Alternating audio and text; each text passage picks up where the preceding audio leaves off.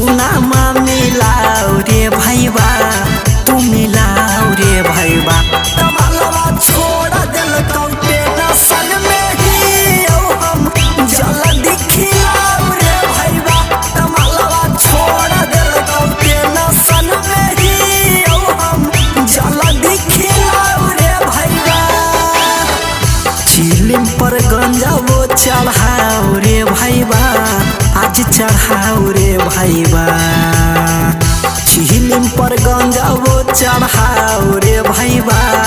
आज चढ़ाओ रे भैया तमालवा छोड़ दिल कौटे नसन में ही हम गंजावा पिलाओ रे भैया तमालवा छोड़ दिल कौटे नसन में ही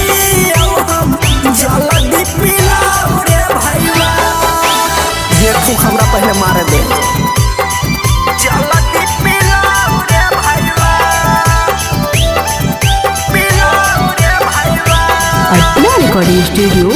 Nalanda. तमालवा छोड़ दिल कौटे नसन में ही हम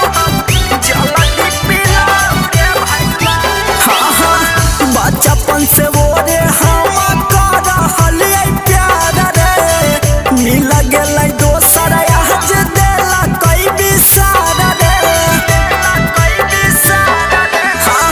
बचपन से वो रे हम कर हलिए प्यार रे मिल गेलै दोसर आज देला कई बिसार रे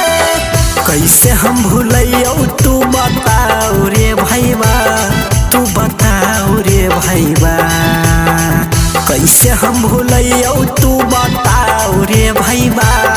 तू बताओ रे भैया तमालवा छोड़ दिल कौ खैनिया में चूनावा में लाके खिलाओ रे भैया तमालवा छोड़ दिल कौ गंजावा चढ़ाई के जल्दी पिलाओ रे भैया साला चूनमा ज्यादा डाल देनी अबे जल्दी पिलाओ रे भैया पिलाओ रे भैया तमालवा छोड़ दिल कौटे नसन में ही हम जल्दी पिलाओ रे भैया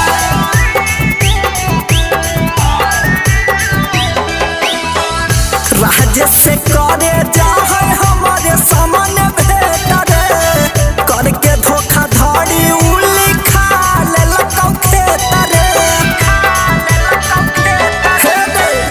राजेश से हमारे सामने करे जाए भेट रे करके धोखाधड़ी उ लिखा लेलकौ खेत रे प्यार के नहीं खिस्सा सुनाओ रे भैया तू सुनाओ रे भैया